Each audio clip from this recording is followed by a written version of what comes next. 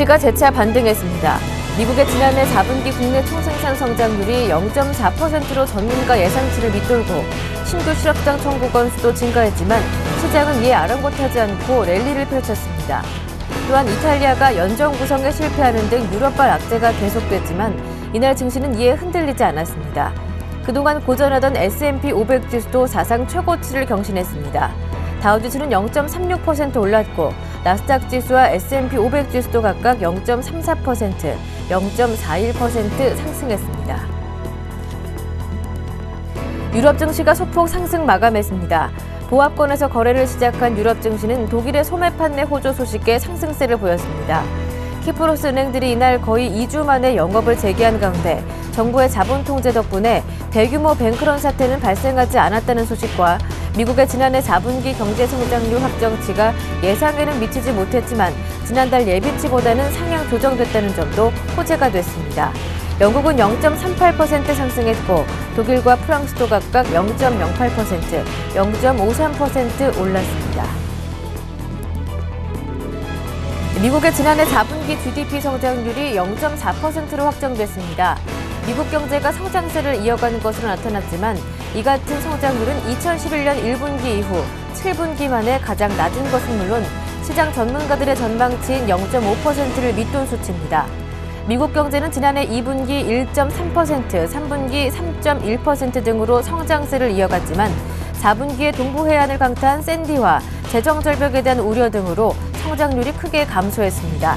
특히 연방정부의 국방예산 지출은 22.1%나 감소해 1972년 베트남 전쟁 이후 가장 큰 폭으로 줄었습니다. 감소세를 이어가던 미국 신규 실업장 청구 건수가 2주일 연속으로 반등세를 보였습니다. 미국의 지난주 신규 실업장 청구 건수가 전주보다 16,000건 증가한 35만 7천 건을 기록했습니다. 이는 2주일 전인 34만 1,000건은 물론이고 시장 전문가들의 예상치인 34만 건보다 크게 높았습니다. 또 추세치인 4주 이동평균 건수도 반등하며 고용경기 회복세가 다소 주춤거리고 있는 것으로 풀이되고 있습니다. 이탈리아 여당인 민주당이 연립정부 구성을 공식 선언했습니다. 이에 따라 이탈리아는 조기에 재선거를 치르고 그 전까지는 과도정부를 꾸려야 할 것으로 예상됩니다. 연정 구성 권한을 위임받았던 민주당의 베레사니 대표가 연정 구성에 실패했다는 입장을 조르조 나폴리타노 대통령에게 전달했습니다. 베레사니 대표는 자신이 여러 정당과 연정 구성을 위해 협상을 벌였지만 정당들이 수용할 수 없는 조건들을 요구해왔다고 밝혔습니다. 올 상반기에 주요 선진국들의 경제가 회복세를 보이는 가운데 유로존만 부진한 모습을 보일 것이라고 경제협력개발기구가 전망했습니다. OECD는 G7 국가들의 1분기 경제 성장률 전망치를 연윤 1.4%로 제시했고 2분기에는 이보다 다소 둔화된 1.8% 성장을 기록할 것으로 전망했습니다. 이는 0.5% 위축세를 보였던 작년 4분기에 비해 크게 반등한 수치입니다.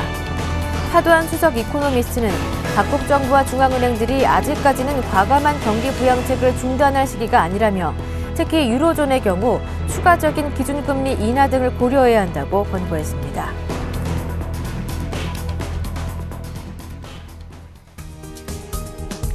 네, 안녕하세요. 굿모닝 대박 예감 김보람입니다. 이제 3월의 마지막 거래일이 시작하게 되는데요. 앞서 뉴욕 증시는 상승으로 마감했습니다. S&P 500 지수가 드디어 사상 최고가를 경신했고요. 유럽 증시도 상승으로 마감했는데요. 키프로스 은행들이 영업을 다시 시작했는데 우려했던 뱅크런 등 큰 충격은 없었던 것으로 보입니다. 유로존 우려감 속에 어제 글로벌 증시가 전반적으로 부진한 모습을 보이는 가운데 국내 증시는 코스피 1990선을 유지했고요. 코스닥 상승으로 마감됐는데요. 하지만 다만 거래소 쪽에서는 외국인들의 매도가 11거래일째 유지되며 기관과 반대의 모습을 이어가고 있는 상황입니다. 자, 그렇다면 4월을 앞둔 마지막 거래일 영향을 줄 만한 글로벌 이슈 어떤 것들이 있는지 살펴보겠습니다. 굿모닝 대박 예감 1부 시작합니다.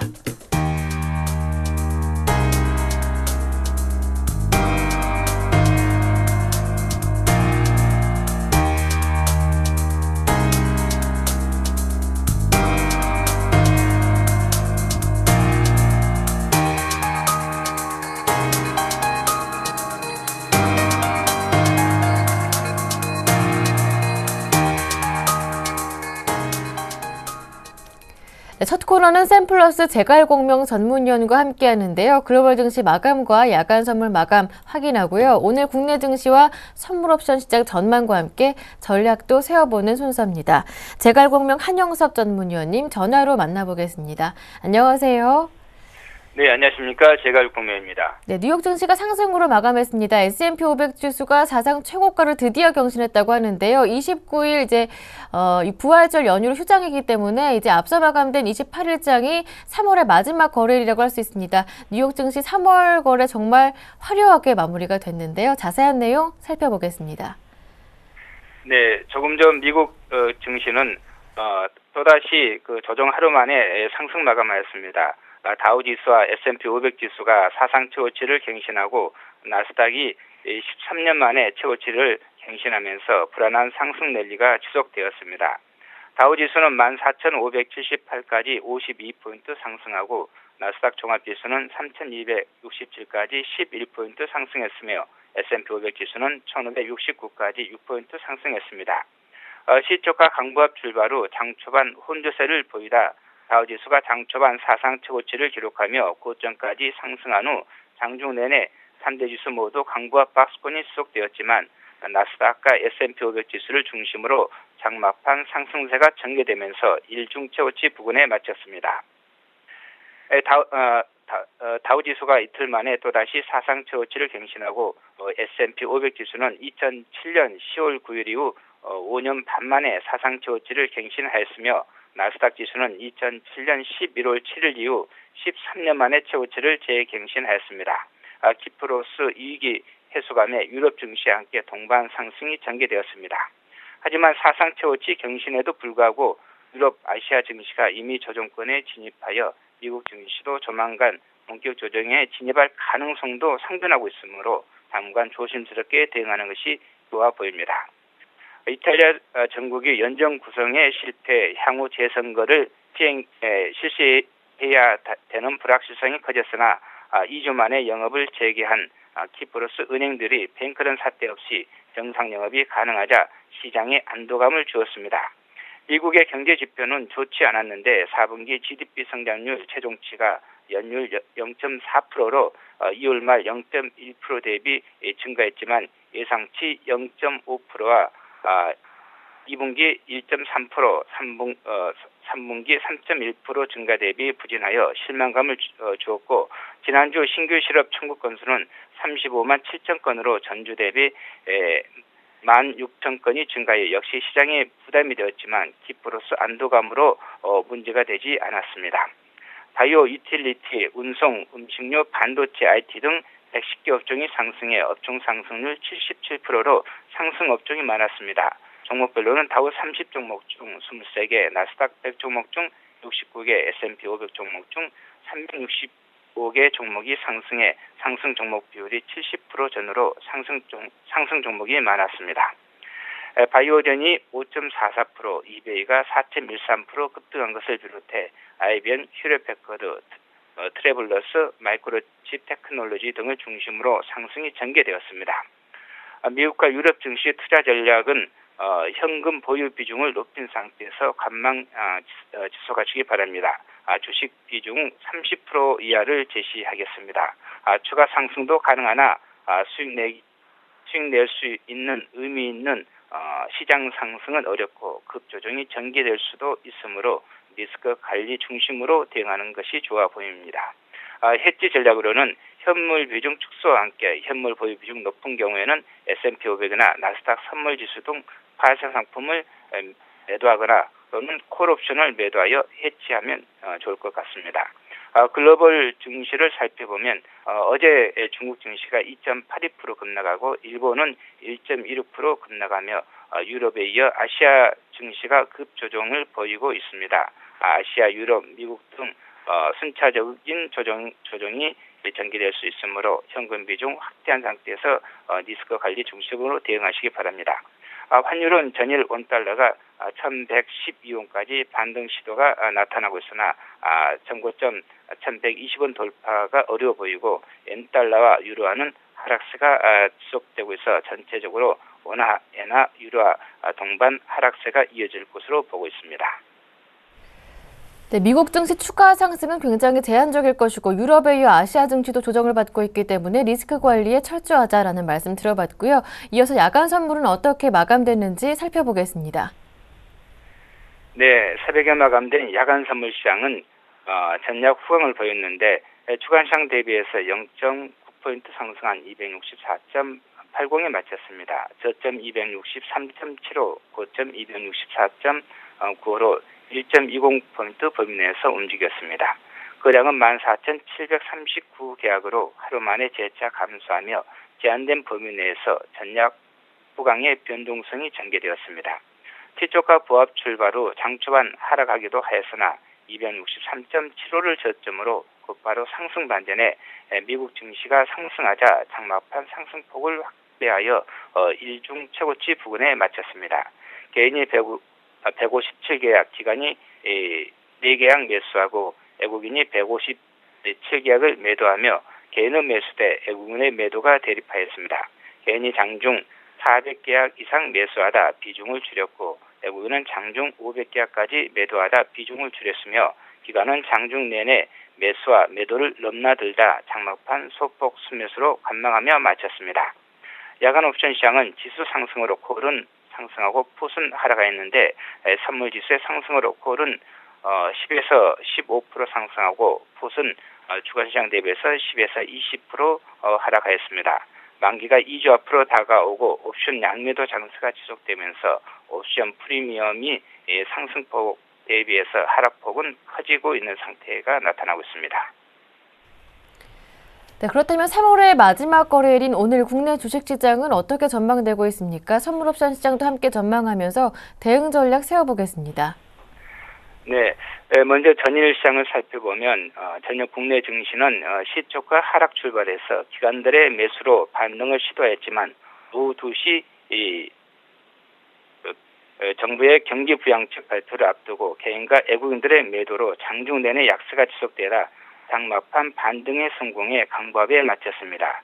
삼성전자, SK, 한국가스공사, 한국전력 등 일부 시가총액 상위 종목으로 반등의 전반적인 약세 속에 프로그램 매수로 인도 드레싱 효과가 종가 부근에 나타났습니다.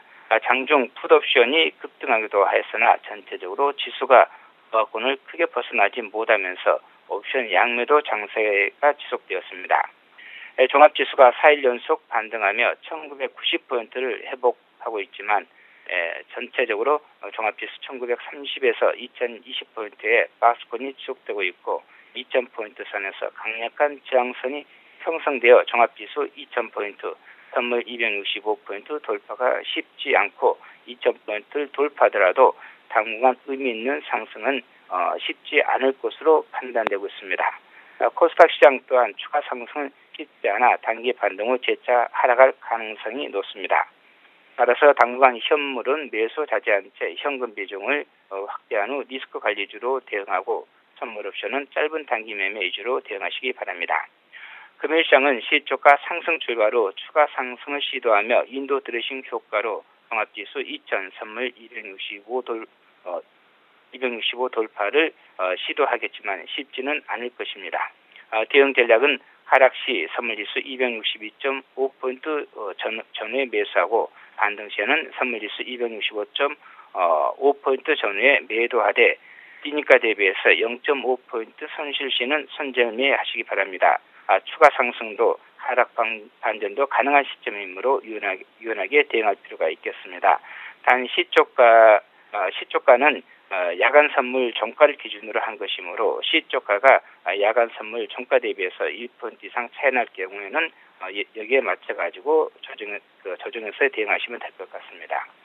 금요일 저점은 종합지수 1980, 선물 262.00, 고점은 종합 2005, 선물 265.50을 제시하며 하락시 지선은 종합지수 선물지수 262.00, 상승시 저항선은 선물지수 265포인트를 제시하고 최대 변동폭은 선물로 한선 261에서 상한선 267포인트를 제시하겠습니다. 옵션 매매 전략은 양매도 또는 스트립 매도 또는 스트랩 매도로 전일과 동일하겠습니다.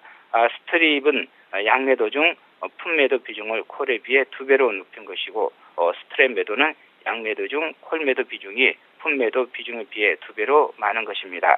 지수가 큰 폭 상승도 큰 폭 하락도 하지 않고 월말이라 인도 드레싱 효과까지 나오면서 박스권에서 옵션 양매도 장세가 지속 전개되고 있습니다. 따라서 옵션의 양매도를 중심으로 비중을 조절하며 방향성에 따라 지수 상승 시에는 품매도를 추가해 품매도 비중이 높은 스트림 매도를, 지수 하락 시는 폴매도를 추가해 폴매도 비중이 높은 스트랩 매도로 대응하시면 되겠습니다. 네, 말씀 잘 들었습니다. 오늘 도움 말씀 고맙습니다. 네, 감사합니다. 네, 지금까지 제갈공명 한영섭 전문위원과 함께했습니다.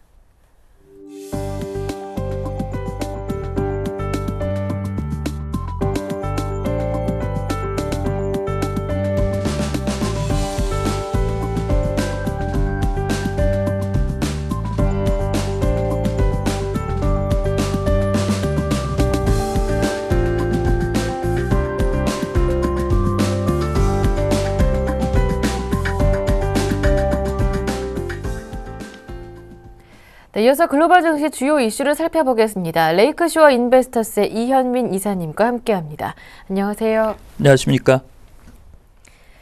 네, 미국의 4분기 경제성장률 확정치가 0.4% 증가로 나타났습니다. 성장 흐름은 이어갔지만 예상치에는 좀 못 미쳤네요. 그렇습니다. 네. 뭐 좀 미지근하다 이렇게 네. 표현할 수가 있겠습니다. 지난해 4분기 경제성장률 확정치가 발표가 됐습니다. 0.4% 신장세로 발표가 됐는데요. 지난번 잠정치인 0.1%보다는 조금 더 나아진 수치입니다.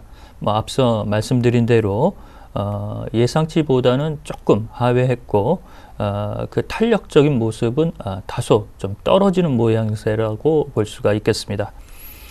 예비치는 마이너스 0.1로 마이너스권에서 현재 벗어난 수치가 확정치로 발표가 됐고요. 블룸버그 통신이 예상치는 0.5 정도로 예상을 했는데 이보다는 소폭 내려왔습니다.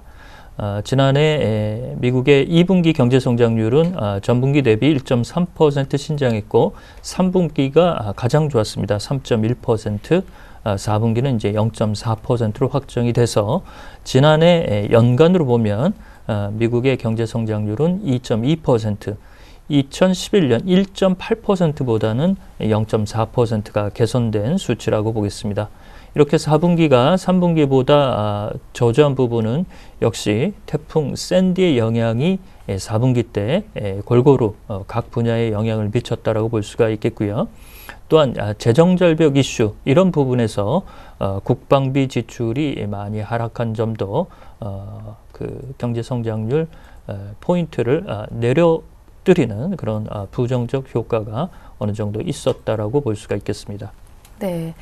태풍 샌디의 영향 그리고 국방비 지출이 많이 하락했던 게 요인이 아니었나 여러 가지 짚어주셨는데요. 그렇다면 4분기 GDP 부진했던 뜨뜻미지근을 했던 이유 좀 세부적인 항목별로 자세하게 살펴보겠습니다.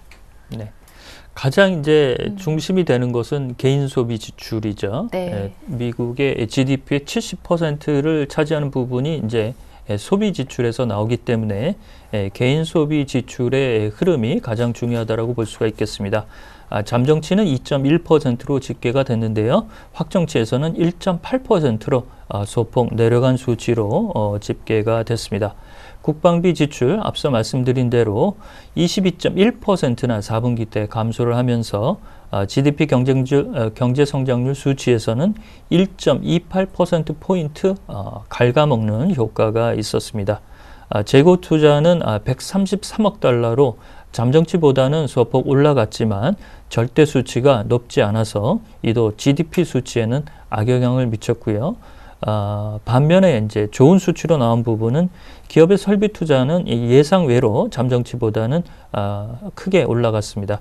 5.8%에서 확정치는 16.7%로 올라가면서 이는 좋은 수치가 나왔는데 이 설비 투자의 많은 부분이 주택과 건설 쪽에서 나오고 있다는 점, 한쪽으로 쏠림 현상이 나오고 있다는 점은 다소 우려스러운 모습이라고 볼 수가 있겠습니다. 이렇게 본다면 올해 경제성장률 수치도 1분기 때 어떻게 나오느냐 이런 부분이 가장 관심이라고 볼 수가 있겠습니다. 네, 말씀해 주셨던 것처럼 올해 1분기 성장률이 중요할 텐데요. 그렇다면 미국의 올해 1분기 경제 성장률 전망치 어느 정도입니까? 네, 아직까지 주요 조사 기관이나 이렇다 할 수치 제시는 없는 상태입니다. 예. 그렇지만 연준이 올해 미국의 경제 성장률을 제시한 바에 따르면 지난 3월 20일 날 수정하면서 상단을 조금 내렸습니다. 2.3에서 2.8% 연간 성장률 수치로 봤는데요. 지난해 12월에는 2.3에서 3% 정도로 보고 있습니다. 이렇게 보는 부분은 상단은 조금 내려온 부분인데요. 시퀘스트의 부정적 여파는 2분기 이후로 현재 영향을 미칠 것으로 보기 때문에 1분기 때는 급여세 상향이 어떻게 소비 경기에 영향을 줄 것인가 이런 부분이 가장 관심이라고 볼 수가 있겠습니다. 급여세 상향은 4%에서 6%로 소폭 오른 부분이고요. 그렇지만 고용과 현재 실업률 수치 이런 부분에서는 2월 실업률 수치가 7.7%로 아직까지는 하락 추세를 가져가고 있다는 점을 긍정적으로 보겠습니다. 따라서 1분기 수치는 4분기보다는 조금 더 신장할 가능성이 높다라고 볼 수가 있겠고요. 1분기 수치는 밴드 수준인 연준이 제시한 밴드 수준인 하단인 2% 전후 수준까지는 나오지 않을까 이렇게 볼 수가 있겠습니다. 네. 이제 키프로스로 넘어가 보겠습니다. 키프로스가 13거래 3일 만인가요? 지난 16일 이후니까요. 은행 영업을 다시 재개했는데요. 예금을 인출하려는 예금주들이 새벽부터 장사진을 이뤘다고 하더라고요. 이 내용 들어보겠습니다. 그렇습니다. 키프로스가 저희가 이제 말씀을 드리면서 구제금융을 적극적으로 수용을 하게 되면 뱅크런은 1차적으로는 막을 수 있을 것이다 라고 말씀을 드렸는데요. 역시 이제 자본 통제가 실시되면서 인출 규모를 통제하면서 이런 부분이 그대로 나타나고 있는 상태입니다. 13일 만에 은행문을 열었는데요. 지난 16일 날 구제금융 협상이 들어가면서 은행문이 닫아 걸었죠. 네. 이렇게 다시 이제 문을 연 부분도 낮 12시부터 오후 6시까지 딱 6시간만 현재 연 상태입니다. 당일 인출 한도는 300유로, 42만 7,800원 하나로 환산하면 이 정도 수준으로 현재 제한을 두고 있는 상태고요. 해외 여행자들이 가져갈 수 있는 예금 금요도 1,000유로, 142만 6천원 수준으로 현재 통제를 하고 있는 상태입니다. 새벽부터 예금을 찾고자 하는 예금주들이 길게 늘어선 모습들이 현재 외신을 통해서 화면을 통해 현재 시청자들이 보실 수가 있을 겁니다. 중앙은행, 키프로스 중앙은행을 통해서 각 은행에 현재 예금이 공급되는 예금 후송자들도 모습을 보였는데요. 삼엄한 경비와 경찰들의 호의 속에 예금이 전달되는 모습, 이런 부분에서 상당히 현재 통제가 아주 삼엄하게 이루어지는 그런 내용이라고 볼 수가 있겠습니다. 네. 말씀을 해주셨던 것처럼 키프로스 정부가 자본 통제를 철저하게 하는 바람에 아직까지 우려했던 뱅크런 사태는 나타나지 않고 있는데요. 앞으로는 어떻습니까? 그렇습니다. 이제 앞으로가 문제죠. 예. 이 자본 통제를 계속 가져갈 수는 없고 네. 어느 정도 은행 쪽의 안정성이 도모가 된다면 이런 부분을 이제 풀어주는 수순으로 나갈 텐데요. 그렇지만 정치권에서는 다소 혼란스러운 모습도 보이고 있습니다. 현재 키프로스 의회는 키프로스 중앙은행장을 해임할 것을 현재 요구를 하고 있고요. 그만큼 구제금융의 책임을 누군가는 져야 된다는 입장으로 나오고 있는 상태입니다. 조심스럽지만 이 자본 통제는 한 달 정도는 가지 않을까 이렇게 보는 관측이 유럽 현지의 분위기라고 볼 수가 있겠고요. 특히 러시아 예금들이 많기 때문에 러시아의 일부 기업가와 부호들이 러시아에서 키프로스로 현재 비행기를 타고 이동하는 이런 모습도 나오고 있습니다. 그러면서 키프로스 티켓이 러시아에서 동의날 정도로 현재 러시아 쪽에서 아주 이런 움직임이 크게 나타나고 있다는 점도 특징이라고 볼 수가 있겠습니다. 네. 네, 그렇다면 키프로스 정부의 자본 통제가 소기의 성과를 달성하게 된다면 앞으로 키프로스의 유로존 탈퇴도 막을 수 있지 않을까 이런 생각이 드는데요. 어떻게 보시는지요? 네, 유로존 입장에서는 키프로스가 유로존에 남아주는 게 그 도움을 줄 수 있는 부분이라고 볼 수가 있겠습니다. 그렇지만 경제 규모가 워낙 작기 때문에 전면 효과는 이번 주와 다음 주 정도만 키프로스가 안정세를 가져간다면 어느 정도 전염 효과는 차단할 수 있을 것으로 볼 수가 있겠습니다. 그렇지만 이 키프로스는 북쪽과 남쪽이 그리스계와 터키계로 나눠 있기 때문에 다소 우리가 생각지 못하는 소요로 이어질 수 있는 가능성도 배제할 수가 없다라고 볼 수가 있겠습니다.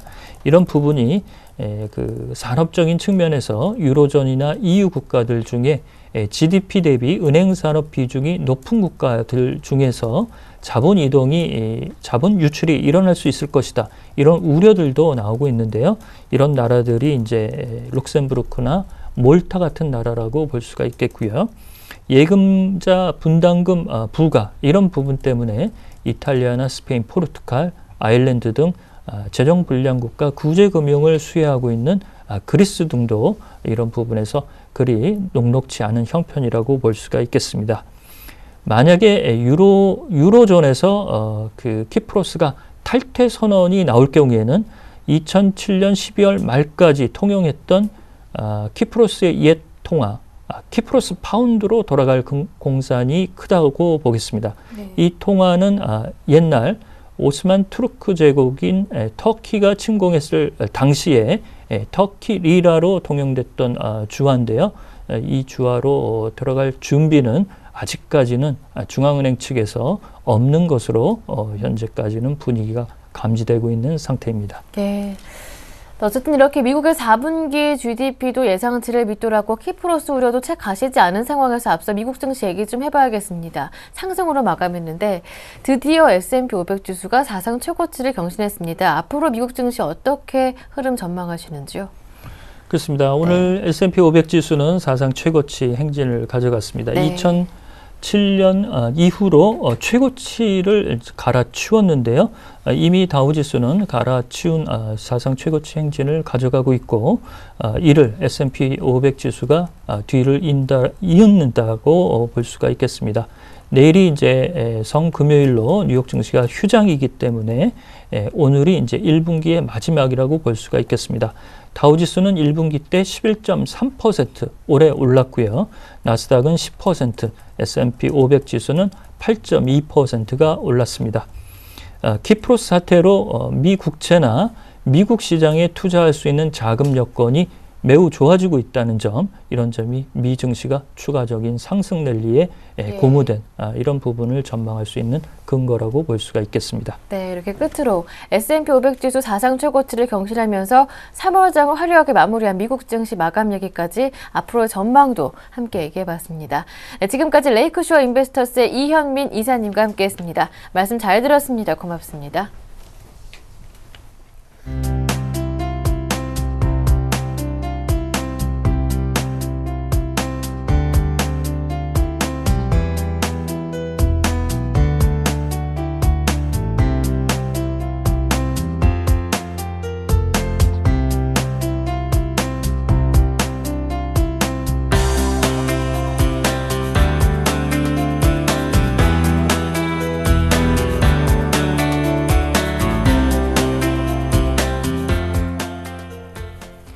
네, 이어서 오늘장 전략 시간을 함께합니다. 오늘은 골든 이글 투자자문의 정태근 팀장님과 함께합니다. 안녕하세요. 네, 반갑습니다. 네, 먼저 오늘장 전망해보기 전에요. 어제장 어떻게 마감됐는지부터 한번 살펴보겠습니다. 어제 글로벌 증시가 전반적으로 부진했어요. 중국 증시도 이 금융규제 정책 발표를 하면서 2.8% 정도, 3% 가까이 급락을 했는데 어제 국내 증시는 제자리 걸음 유지하는 모습이었습니다. 상대적으로 강했다 볼 수 있겠는데요. 코스피가 1990을 유지했고요. 코스닥도 외국인과 기관의 매수 속에 하루 만에 다시 반등하는 모습이었는데요. 자, 어떠한 내용이 담겨 있는지 좀 자세하게 살펴볼게요. 외국인들의 매도는 이어졌다고 하던데요. 예. 일단은 뭐 그 장 초반에 뭐 약박권 출발했었지만은 네. 어떤 장 후반 쪽에서 전일 종가를 회복하면서 마감했다는 것이 특징적이라 봐야 될 것 같습니다. 어쨌든 외국인의 어떤 선물 매수로 해서 장 막판 반등에 성공을 하게 되면서 전일 종가 수준인 1993.52포인트의 마감을 했습니다. 일단 수급 상황을 좀 한번 살펴봐야 될 것 같은데요. 일단 매도 주체부터 한번 살펴보게 된다면 외국인들 같은 경우는 현물 쪽에서 1,508억 원 정도, 투시는 293억, 그리고 개인이 341억 정도 매도를 했다는 부분들이 특징적이라 봐야 될 거예요. 그리고 반대로 매수한 주체도 한번 살펴보게 된다면 국가 지자체가 연기금에서 또 구원투수로 나섰습니다. 1,118억 정도 매수를 하게 되면서 시장을 좀 받친 요인으로 작용했었고요. 그리고 프로그램 매수가 1,688억 정도 매수가 됐었습니다. 그리고 장막판에 반등의 어떤 그 키포인트가 됐었던 외국인 선물 같은 경우에도 1,358계약 정도 매수를 하게 되면서 전체적으로 매수 우익 그리고 프로그램 매수를 불어일으켰다고 좀 봐야 될 것 같습니다. 그리고 마지막 업종도 한번 살펴보게 된다면 업종 같은 전체적으로 어떤 순환매 양상이 좀 지속이 되고 있습니다. 어제는 제지, 음식료, 전기가스, 제약, 기계업종의 강세를 보였었고요. 반대로 약세업종도 한번 살펴보게 된다면 조선, 보험, 화학, 증권, 해운, 건설업종 같은 경우에는 주초의 어떤 상승세를 이어가지 못하게 되면서 하락 마감을 하는 모습이 연출이 되기도 했었습니다.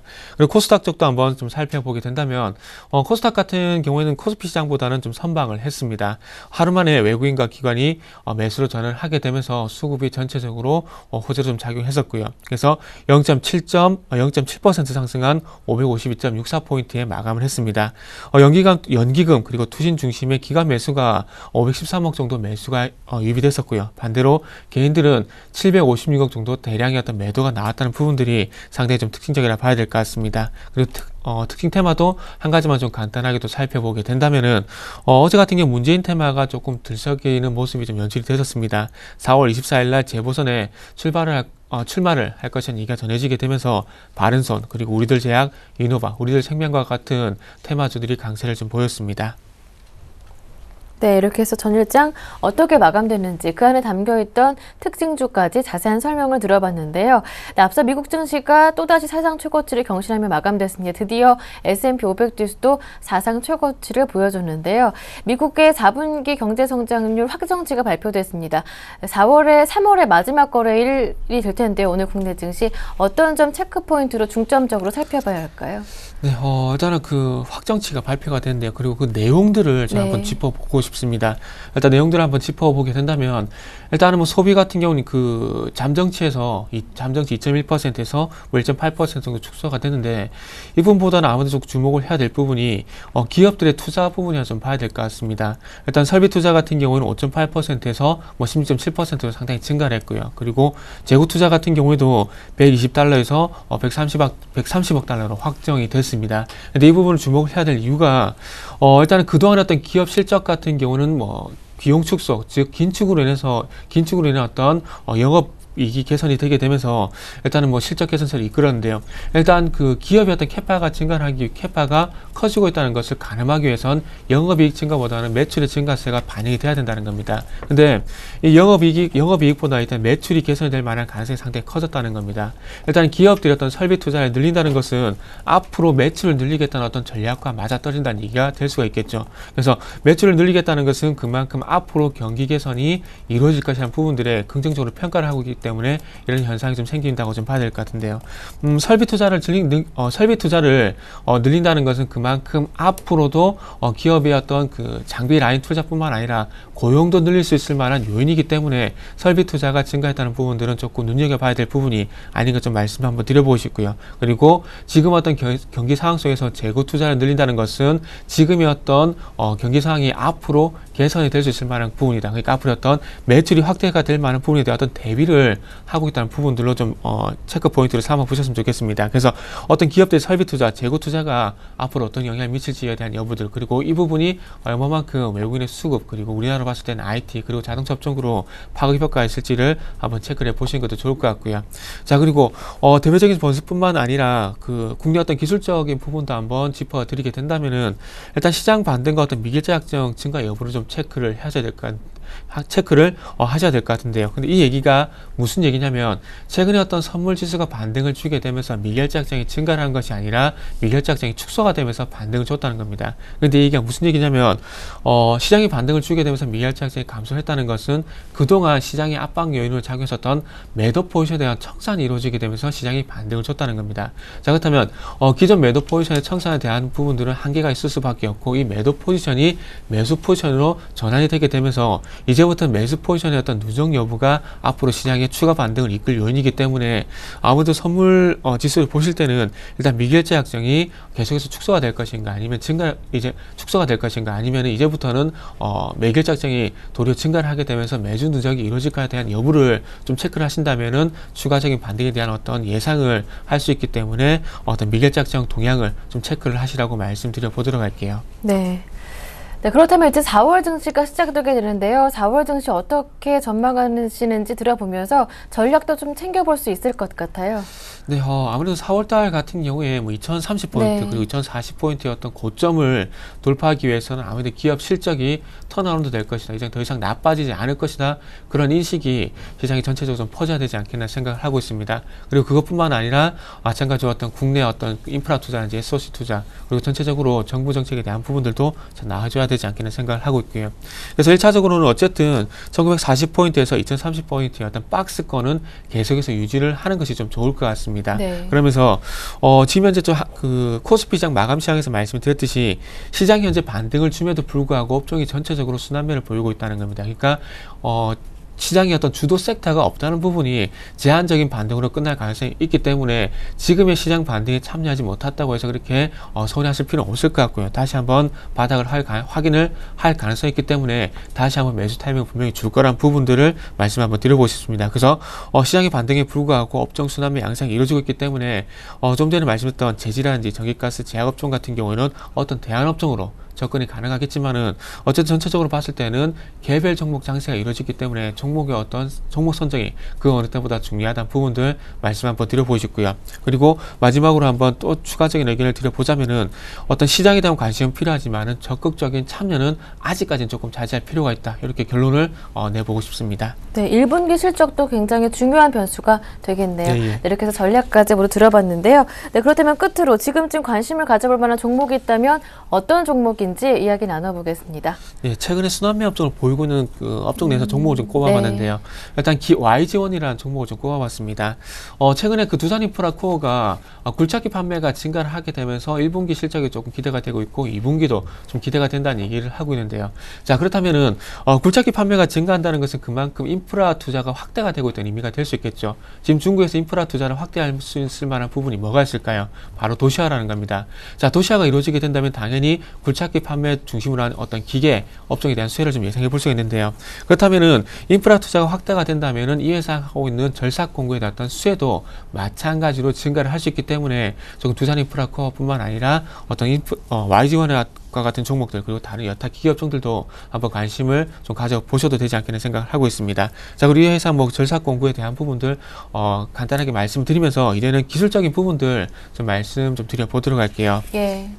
자, 이 회사 이 종목의 어떤 특징적인 부분은 자, 전체적으로 봤을 때 11,500원의 어떤 그 하방 객선을 보이게 되면서 최근에 아래쪽을 보게 된다면은 거래량이 유발이 되면서 반등이 현재 이루어지고 있다는 겁니다. 자, 그렇다면은 어떤 기술적으로 보더라도 아래쪽으로 11,500원 그리고 위쪽으로 보더라도 14,500원의 박스권 대응이 충분히 가능하다는 결론이 나오고 있기 때문에 최근에 어떤 반등 좀 긍정적으로 평가를 해봐도 될 것 같습니다. 그래서 가장 중요한 전략을 한번 말씀을 드려보자면은 5일선이 있는 12,800원에서 그리고 13,200원 사이에 매수가 한번 설정해 보고 싶고요. 목표가 같은 경우는 조금 전에 말씀드렸던 박스권 상단이 14,500원 그리고 손절가 같은 경우에는 12,500원 한번 제시를 해 보도록 하겠습니다. 네. 네, 관심 종목 YG원까지 자세한 대응 전략을 세워봤습니다. 지금까지 골든이글 투자자문의 정태근 팀장님과 함께했습니다. 말씀 잘 들었습니다. 고맙습니다. 네, 감사합니다.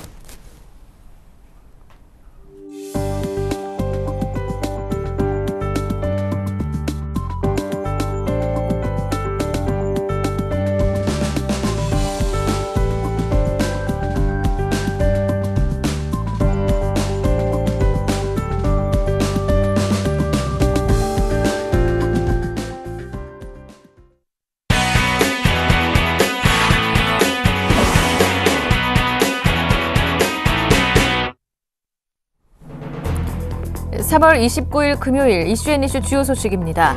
정부는 28일 박근혜 대통령 주재로 경제정책 점검회의를 열고 2013년 경제정책 방향을 마련했습니다. 정부는 올해 경제성장률 전망치를 종전 3.0%에서 2.3%로 대폭 낮추고 다음 달에 10조 원 규모의 추경을 편성하기로 했습니다. 국민연금 재정추계위원회는 28일 제3차 국민연금 장기재정 추계 결과를 발표했습니다. 현행 제도가 유지될 경우 국민연금이 2044년에 적자로 돌아서고 2060년에는 적립기금이 소진된다는 공식 전망이 나왔습니다. 가계대출 연체율이 6년 4개월 만에 최고치를 기록했습니다. 금융감독원은 올해 2월 말 기준으로 원화대출 연체율이 1.26%로 전월 말 1.17% 대비 0.09%포인트 상승했다고 밝혔습니다. 금융당국이 주가 조작 등 불공정 거래 제보에 대한 포상금을 확대하는 방안을 추진합니다. 불공정 거래를 제보했을 때 현행 자본시장법 시행령에는 포상금 한도가 1억 원으로 규정돼 있으나 한도를 현재의 10배 수준인 10억 원으로 상향 조정하는 방안이 논의되고 있습니다. 네, 국내외 주요 경제 이슈를 짚어보는 이슈앤이슈 코너 함께합니다. 오늘은 서울경제신문 김종성 기자와 함께합니다. 안녕하세요. 안녕하세요. 정부가 어제 2013 경제정책 방향을 내놨는데요. 올해 경제성장률 전망치를 대폭 하향 조정했더라고요. 네, 그렇습니다. 정부가 한 해 동안 경제정책 방향을 어떻게 이끌어갈지 가늠해 볼 수 있는 2013년 경제정책 방향을 발표했는데요. 정부는 올해 실질 GDP 증가율을 2.3%로 전망했습니다. 지난해 말에 3.0%에서 0.7%포인트 내린 건데요. 이번 정부 전망은 국내 주요 기관 가운데 가장 비관적인 수준입니다. 보수적인 시각을 보이는 외국계 투자은행의 노무라나 도이치뱅크의 2.5%보다도 낮은 수준인데요. 현호석 경제부총리 겸 기획재정부 장관은 어려운 경제 상황을 가감없이 반영해서 경제 전망을 조정했다고 수정 배경을 설명했습니다. 취업자 증가 수는 저성장 장기화에 따른 고용 둔화로 당초 32만 명에서 25만 명으로 내렸는데요. 수출은 지난해 4분기 이후 다소 회복됐지만 올해 들어서 개선세가 주춤하고 소비, 투자 등 내수 부진은 단기간에 크게 개선되기 어려운 상황이라고 판단했습니다. 또 고용 증가세가 둔화하는 데다 고용의 질이 취약한 것도 경기 회복세에 발목을 잡는 요인으로 봤습니다. 정부는 이에 따라 다음 달에 추경을 편성하기로 했는데요. 추경 규모는 10조 원에 이를 것으로 예상됩니다.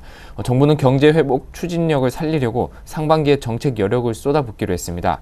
다음 달 추경과 함께 기금 운용 계획을 변경해서 재정 투자를 늘린다는 계획인데요. 상반기에 재정 조기 집행 목표인 60%를 초과 달성한다는 계획입니다.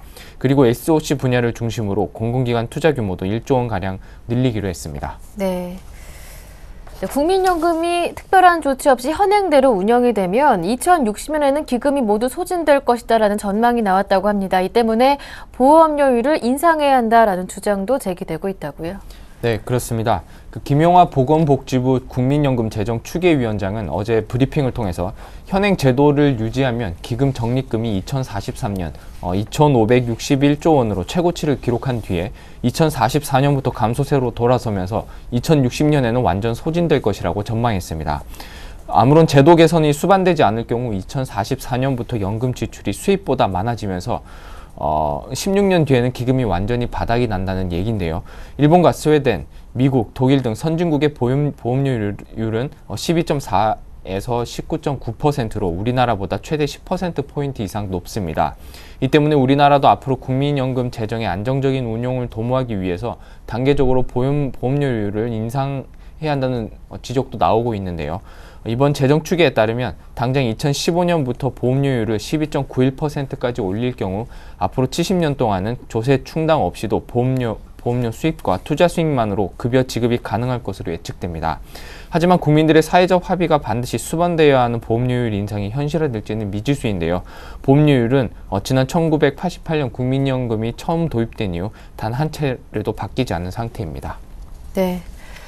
다음 소식입니다. 가계대출 연체율이 6년 4개월 만에 가장 높은 수치를 보였다고 하는데요. 이 내용 이어서 들어보겠습니다.